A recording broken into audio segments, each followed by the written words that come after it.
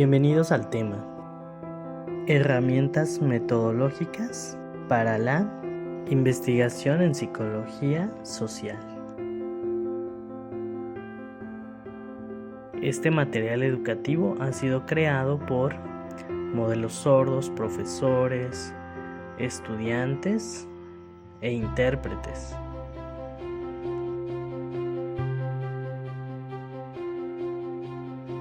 En este video encontrarás la descripción de algunas herramientas metodológicas más utilizadas en la investigación en psicología social.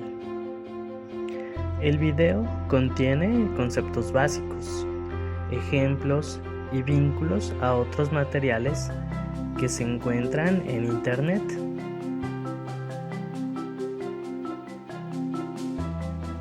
Así como un glosario en el que se definen conceptos centrales de la investigación cualitativa. Las herramientas que se te presentarán son 4: método historia de vida,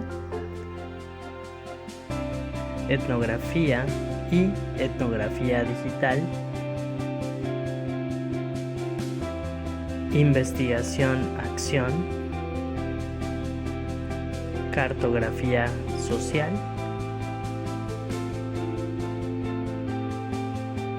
esperamos que este material incentive tu deseo de aprender, interrogar y comprender tu entorno social.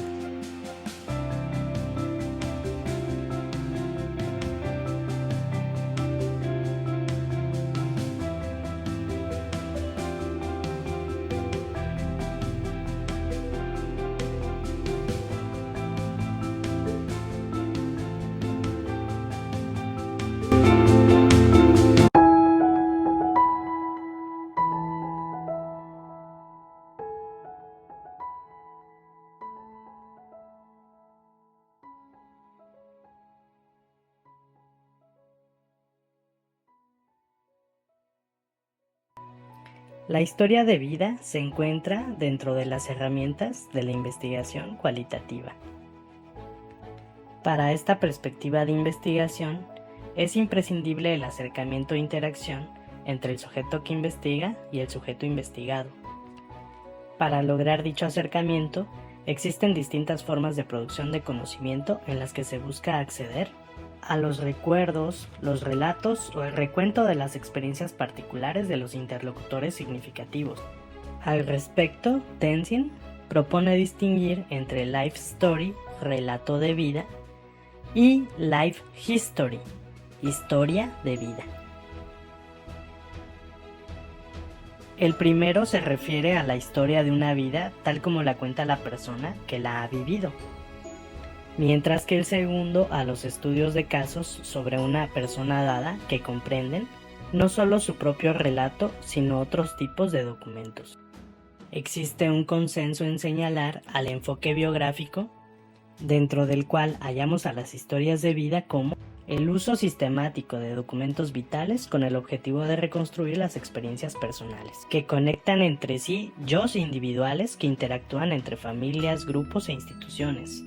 Como investigadores encontramos en las historias de vida una posibilidad de inmersión en el mundo de la vida de las personas y a su vez la posibilidad de analizar a partir de las experiencias particulares un mundo de significados y de pertenencias sociales. Las intervenciones e investigaciones en este sentido permiten articular lo singular y lo colectivo en un entramado del que forman parte. Para ilustrar el método de historia de vida y cómo los investigadores en psicología social lo podemos usar para comprender la relación sujeto y sociedad. Lo ilustraremos a través de la historia de vida de Louis Braille. Louis Braille nació el 4 de enero de 1809 en Coupret, Francia. Su papá tenía un taller de arneses en el que día a día trabajaba con herramientas puntiagudas para trabajar el cuero. Louis, imitando lo que había visto, tomó una de las más puntiagudas lesnas y empezó a jugar a ser papá. Al tratar de hacer un hueco en el cuero, la lesna se le resbaló de las manos y le perforó un ojo. El ojo se infectó y la infección no solo prosperó, sino que se le pasó al otro ojo, dejando a Louis Braille totalmente ciego. La familia como institución nos dota de los primeros conocimientos para interactuar en la vida. La mayoría de esos conocimientos los adquirimos desde pequeños a través de la observación y replicación de lo que vemos. Con el método de historia de vida, los investigadores sociales podemos dar cuenta de cómo es el proceso de socialización primario en que nos configuramos como seres humanos. Aunque la escuela local no ofrecía ningún programa especial para invidentes, sus padres decidieron inscribirlo ya que el accidente no debía negarle la oportunidad de estudiar. Louis fue a la escuela demostrando aptitudes para la educación, pero siempre quedaba en desventaja por no poder leer o escribir. Sin embargo, se ganó una beca para estudiar en el Real Instituto para la Juventud Ciega de Francia. Con el método de historia de vida podemos explorar los procesos de socialización secundaria en los que damos cuenta de cómo los seres humanos vamos construyendo relaciones con grupos más amplios que la familia. A medida que vamos creciendo, el plano de las instituciones va aumentando y van interviniendo en nuestra educación de manera distinta al plano familiar. Aquí podemos encontrar en la historia de Louis Braille una forma en que las instituciones repercuten en la vida del sujeto, en este caso cubriendo la necesidad y derecho humano de educación como acceso a la cultura. El sistema para leer que se utilizaba incluso en ese instituto era muy básico. Los pocos libros que tenían habían sido impresos en letras en relieve, un sistema inventado por el fundador de la escuela, Valentin Haüy. Eso implicaba que los estudiantes tenían que recorrer con sus dedos cada letra lentamente de principio a fin para poder formar palabras y, tras mucho esfuerzo, frases. Un capitán del ejército francés, Charles Bavière, llegó al instituto para compartir un sistema de lectura táctil desarrollado para que los soldados pudieran leer mensajes en el campo de batalla en la oscuridad, sin alertar al enemigo encendiendo linternas. Se le había ocurrido que su escritura nocturna, como la había llamado, podía servir de provecho para los invidentes.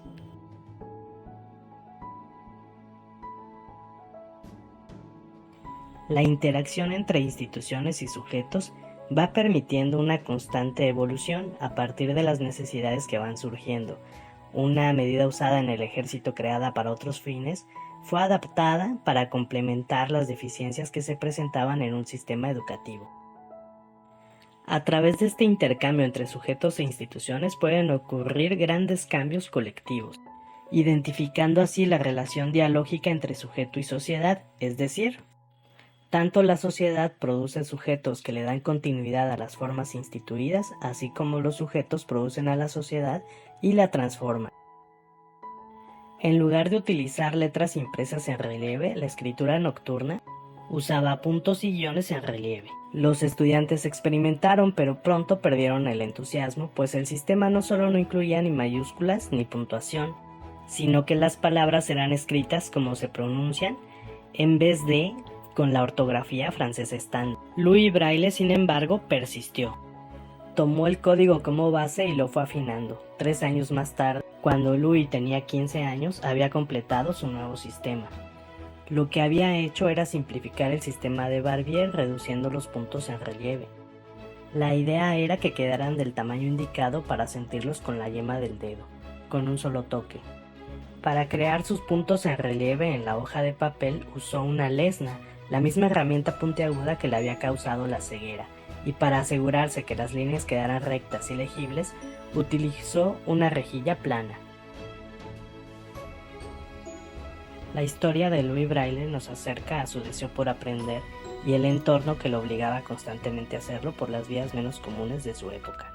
A su vez fue el deseo de Louis Braille el que impulsó la creación de un sistema único, que beneficiaría a generaciones posteriores aún después de su muerte. Como hemos podido dar cuenta, el método de historia de vida nos permite identificar esos entrelazamientos entre el sujeto y la sociedad. Y con un caso podemos analizar la complejidad de esas relaciones, tensiones sociales y desarrollos culturales. No obstante, al continuar en este video podrás conocer otras herramientas metodológicas en psicología social que permiten entender las relaciones grupales, comunitarias e institucionales.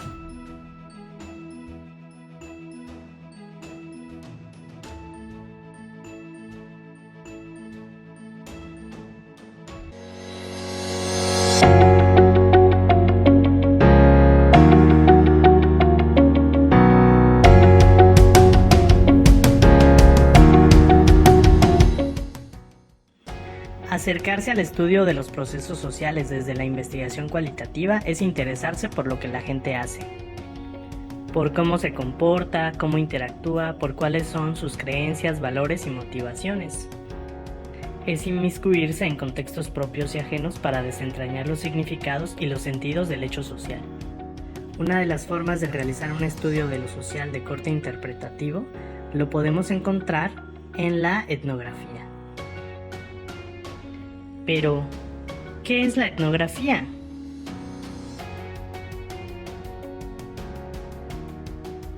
Etimológicamente, etnografía significa descripción de los pueblos. Su origen lo podemos situar en los aportes de Bronislaw Malinowski, quien al realizar un estudio sobre los nativos de Papúa Nueva Guinea, a partir de la inmersión en el campo y del registro sistemático de su experiencia, se convirtió en uno de los referentes principales de la etnografía clásica. De acuerdo con Guber, actualmente la etnografía es pensada desde tres acepciones: como un enfoque que permite la descripción de hechos sociales a partir de la interpretación del investigador, como método el cual utiliza distintas herramientas de investigación como son el trabajo de campo, la observación participante, el diario de campo, etc.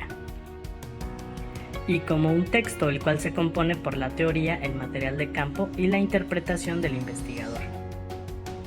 Entonces, ¿qué es hacer etnografía? Etnografía es un proceso sistemático de aproximación a una situación social. Tiene entre sus objetivos comprender empáticamente el fenómeno u objeto de estudio. Entre sus características principales podemos señalar que es de carácter fenomenológico, requiere permanencia dentro del grupo de estudio, es holística, naturalista e inductiva. De acuerdo con Restrepo, el método reflexivo de la etnografía y su correspondiente trabajo de campo es el modo científico de captar la diversidad y las prácticas sociales. Por lo anterior, hacer etnografía es hacer un estudio cultural del otro, del nosotros. Es describir lo aparente para desentrañar el trasfondo. Hacer etnografía refiere a describir relaciones, entramados sociales, lugares y acontecimientos, mismos que permiten ampliar nuestra comprensión. ¿Y cómo se hace etnografía? Dos de las principales técnicas de la etnografía son el trabajo de campo y la observación participante. Estas representan dos niveles distintos de involucramiento del investigador en el acontecer de sus sujetos de estudio y sirven para captar las lógicas y estrategias de los propios sectores sociales. El trabajo de campo, de acuerdo con Schettini y Cortázar, supone una permanencia relativamente persistente dentro del grupo a estudiar, con el fin de conseguir su aceptación y confianza. Una vez conseguido esto, debemos comprender la cultura que les rodea. La observación participante consiste en una observación activa, en un pacto entre investigador e investigados, para que el primero no solo observe a la distancia, sino que desde la experiencia propia y la observación directa conozca de primera mano lo que es de su interés. Registro etnográfico. La etnografía no sería posible sin el registro sistemático de observado y lo experimentado en el trabajo de campo. El registro escrito de todo lo que acontece durante la investigación es lo que constituye el diario de campo del investigador, y la rigurosidad con la que se lleve a cabo definirá la calidad del material de análisis obtenido. Por lo anterior, el trabajo de campo y la observación participante cobran sentido a la luz de las anotaciones en el diario de campo y su posterior interpretación. Tipos de etnografía. Cabe señalar que existen distintos tipos de etnografía, pues ésta se ha adaptado a los contextos y demandas de la investigación del fenómeno social. Es así como podemos reconocer a la etnografía clásica, microetnografía y etnografía digital.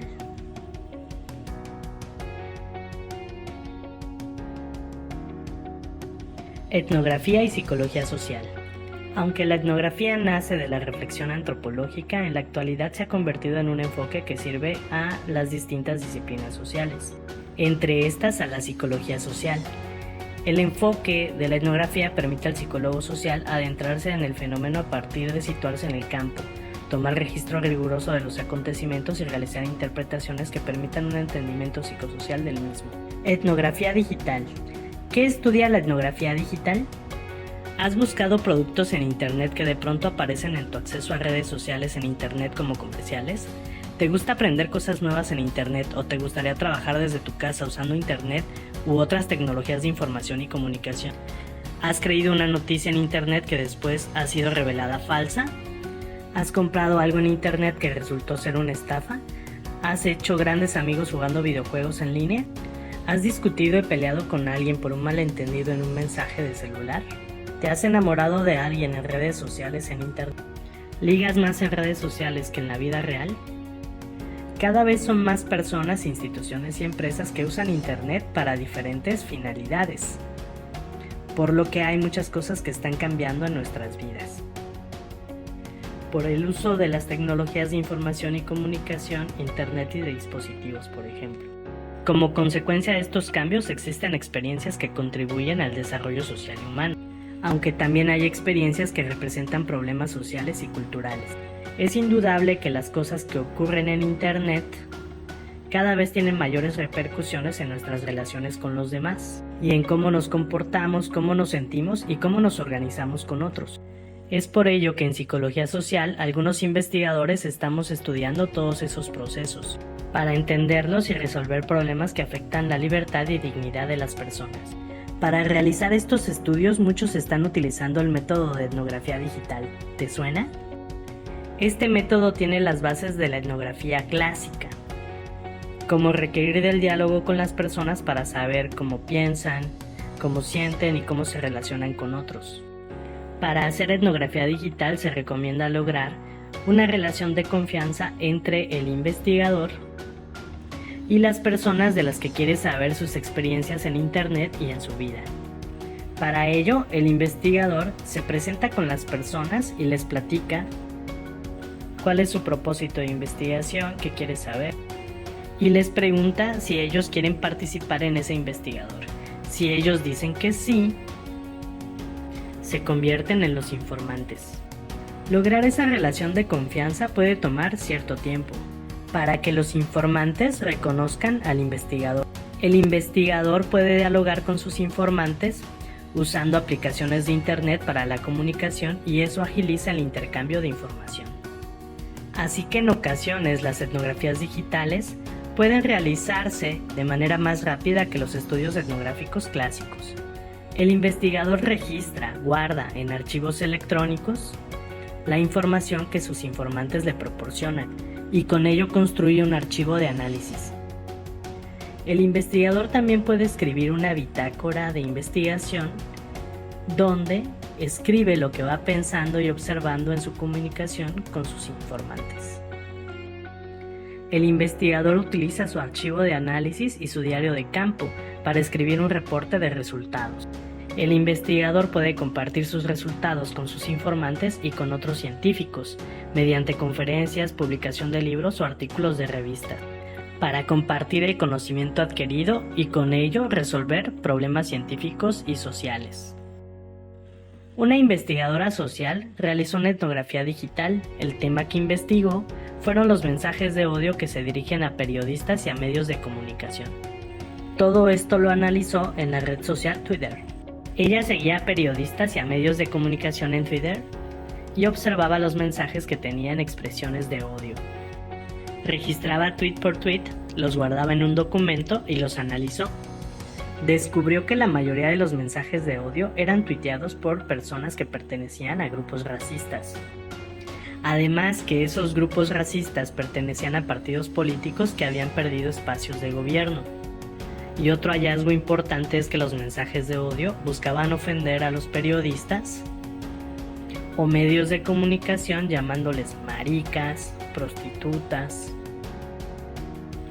entre otros mensajes alusivos a la sexualidad y con misoginia, odio a las mujeres o a lo femenino, donde las expresiones buscaban feminizar como si lo femenino fuera malo o despreciable.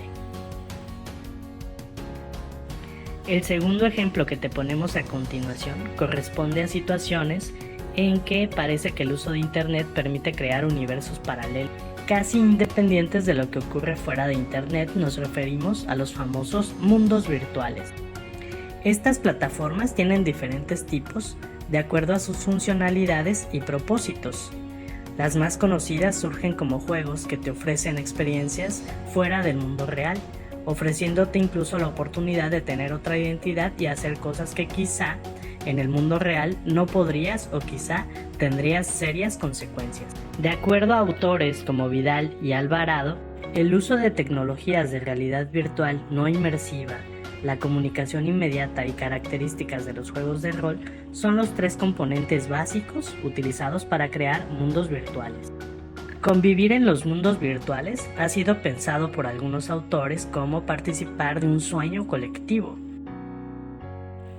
Las personas establecen diferentes formas de relación entre ellos en las que pueden vivir una doble vida, lo que parece ser una necesidad esencial del ser humano, pero con las ventajas como menores costos, no dañar la imagen social y minimizar otros riesgos y la frustración que suele conllevar cargar con las consecuencias. Pero ante estos procesos, ¿qué consecuencias están ocurriendo? Los estudios aún siguen en curso y se cuestionan aspectos como: ¿son los mundos virtuales paraísos sociales que permiten satisfacer deseos que en la vida real no se pueden lograr sin alguna sanción o emociones desagradables como frustración o culpabilidad? ¿Podrían estas plataformas convertirse en catedrales de consumo simbólico, usando persuasión y generando fascinación de ciertos sectores de la sociedad o incluso provocando riesgos de la salud en sus usuarios? ¿La existencia de los mundos virtuales requiere de la existencia de nuevas ciencias sociales y nuevos tipos de investigadores? Interesante, ¿no? ¿Qué otras preguntas se te ocurren respecto a la existencia de los mundos virtuales? ¿Qué posibilidades piensas que pueden tener y cómo podrían impactar en tu vida? En Internet están ocurriendo muchos cambios que afectan nuestras vidas en muchos aspectos. Por ello es conveniente realizar estudios de etnografía digital y tomar postura ante cambios que están manteniendo desigualdad, injusticia y violencia hacia los demás por parecer diferentes o por pensar diferente. ¿Y tú te animarías a realizar una etnografía digital? ¿Qué problema te parece importante investigar?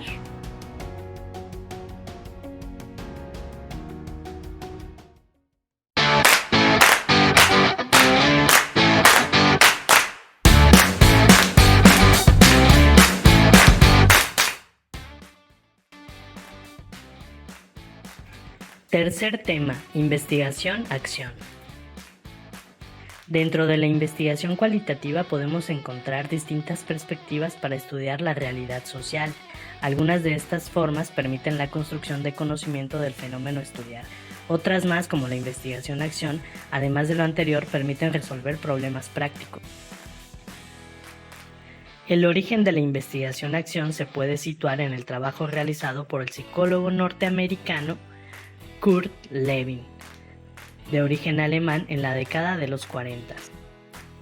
Este autor se puede ubicar en la tradición sociológica de la investigación-acción. También podemos reconocer en el trabajo de Paulo Freire una tradición educativa. De acuerdo con Restrepo, Lewin concibió este tipo de investigación como la emprendida por personas, grupos o comunidades que llevan a cabo una actividad colectiva en bien de todos. Consiste en una práctica reflexiva social en la que interactúan la teoría y la práctica con miras a establecer cambios apropiados en la situación estudiada, y en la que no hay distinción entre lo que se investiga, quién investiga y el proceso de investigación. Veamos ahora las características. De acuerdo con Colmenares, las características de la investigación-acción son: se diferencia de la doctrina positivista porque trata de resolver un problema práctico y por la incorporación de los participantes como coinvestigadores. Busca desarrollar el pensamiento práctico, hace uso de la reflexión y el diálogo. Transforma ideas y amplía la comprensión, Los agentes externos cumplen el papel de asesores, consultores. Busca la transformación profunda de las organizaciones sociales. Incorpora la teoría crítica y se esfuerza por cambiar las formas de trabajar.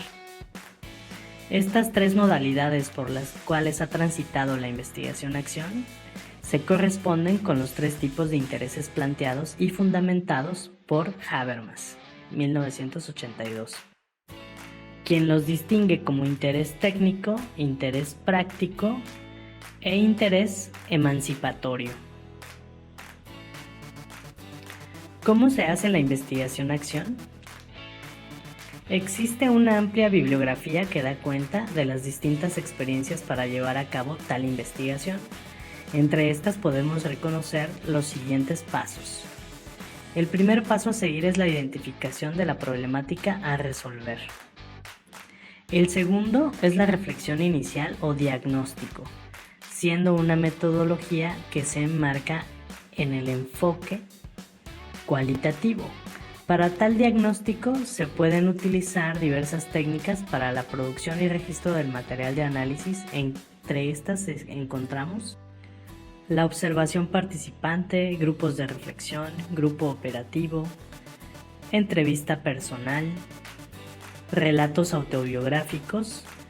En cuanto a los registros, estos pueden ser diario de campo, registros en audio, video y fotográficos. El tercer paso es la construcción de un plan de acción, enfocado en la transformación de la realidad a intervenir. Un cuarto paso es la evaluación del plan y producción de un informe final. Investigación, acción y psicología social. Para la psicología social, la investigación-acción resulta una herramienta metodológica que posibilita el diálogo entre teoría y práctica, mismo que apertura un proceso autorreflexivo en los sujetos implicados, permitiendo la transformación de su realidad.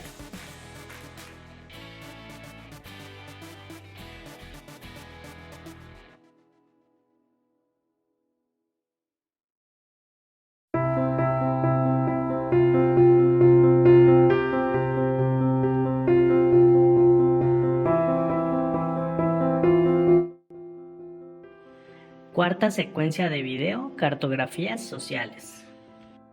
Ahora te invitamos a imaginar. Hoy es un día muy importante en tu vida, realizarás tu examen de admisión a la universidad. Te has preparado con mucha ilusión para lograr tu mejor desempeño, has resuelto guías, tomado cursos de regularización y has preparado todo para ir al lugar en que realizarás tu examen. Tienes las indicaciones en tu celular para todo el proceso. Has utilizado tu aplicación para tomar el transporte colectivo, la aplicación ha usado el GPS y tu ubicación para trazar la mejor ruta para llegar a tu destino. Se trata de una escuela que nunca has visitado antes. Tu aplicación cuenta con accesibilidad para darte las indicaciones necesarias y que puedas llegar. Te ha indicado además una estimación de tiempo para llegar puntual.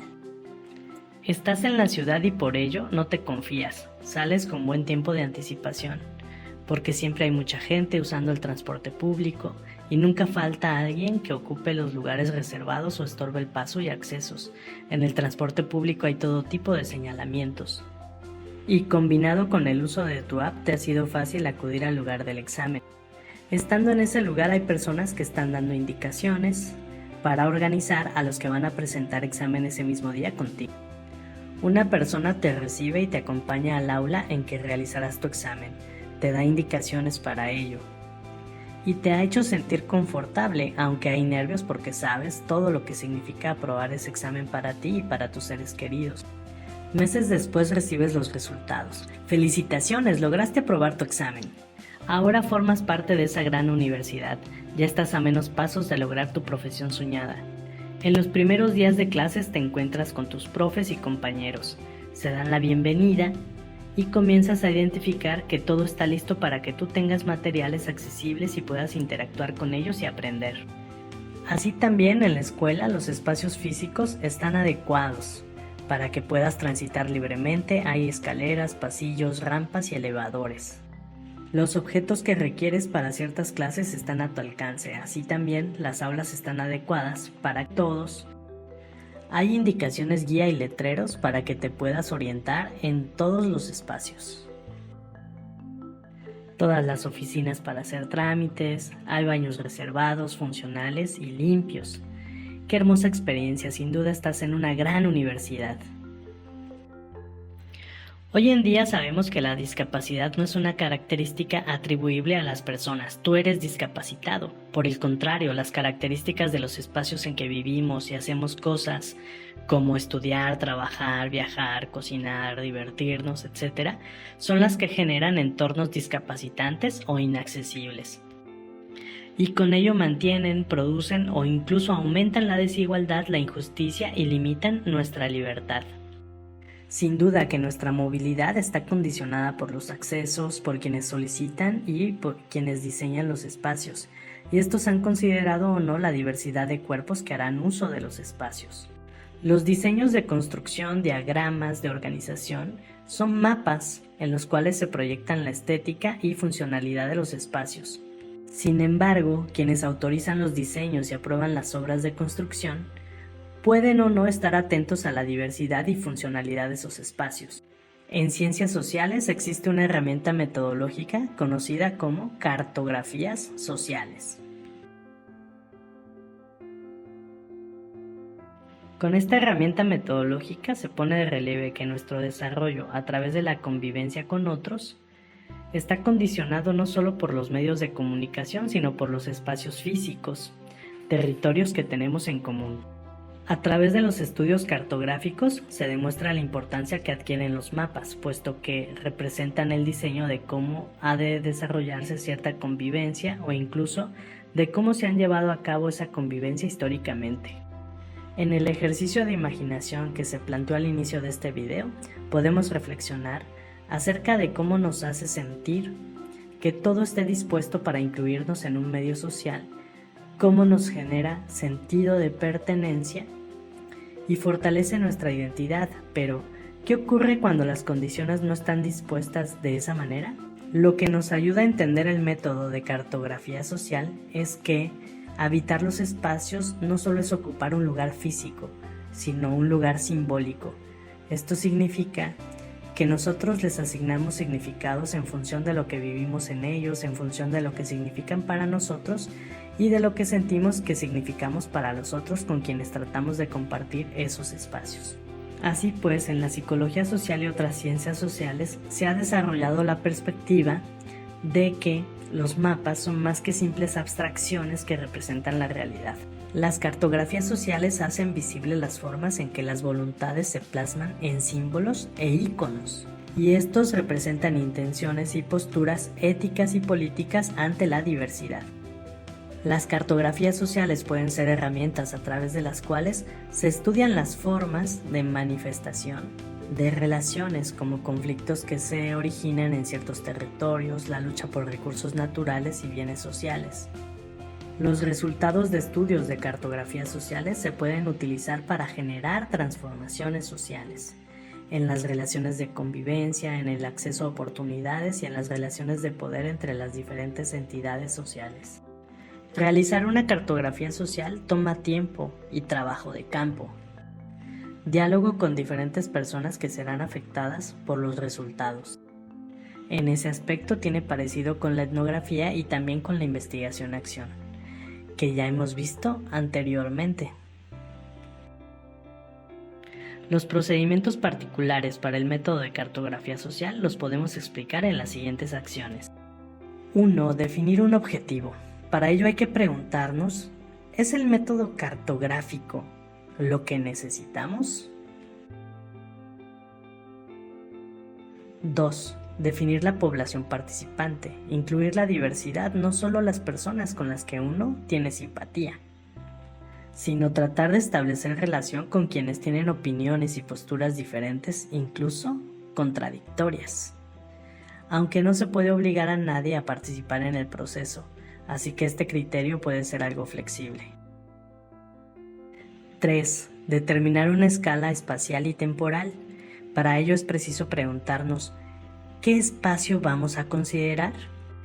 Es necesario reconstruir una historia de ese espacio, cómo se ha usado, por quiénes, desde cuándo, qué tensiones han vivido ahí, cuáles han sido sus épocas doradas. además de describir cómo se habita ese espacio en el presente y qué se espera del mismo en el futuro. 4. Definir la temática a trabajar. Se pueden incluir diferentes aspectos como culturales, identidades, ecología, economía, ambiente, etc. 5. Equipo de trabajo. A. Un relator cuyo papel es registrar de forma escrita lo que va ocurriendo en el proceso de entrevista grupal o asambleas. B. Observadores, que se encargan de registrar ya sea de forma escrita, en imágenes fotográficas y audio los datos importantes para pensar las representaciones del espacio. C. Entrevistadores, son quienes principalmente dialogan con las personas que serán parte del estudio. Ellos organizan las entrevistas, plantean las preguntas, siguen el hilo de los diálogos y guían hacia lo que se necesita saber, coordinan los turnos de participación de los entrevistados. 6. Convenciones o simbología. Es el proceso a través del cual se generan las representaciones gráficas del espacio. Límites, flujo de las personas, accesos, distribución de espacios, etc. Se puede proponer una simbología estándar que sea reconocida de forma amplia, o los participantes pueden realizar sus propias representaciones y convenciones. Eso corresponderá al interés del estudio. 7. Socialización.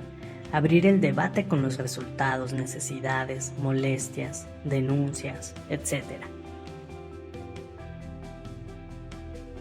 8. Recorridos de campo. Se realizan al inicio del estudio, durante e incluso después en esta fase para contrastar los resultados, para realizar las acciones en que se tomen acuerdos, etc.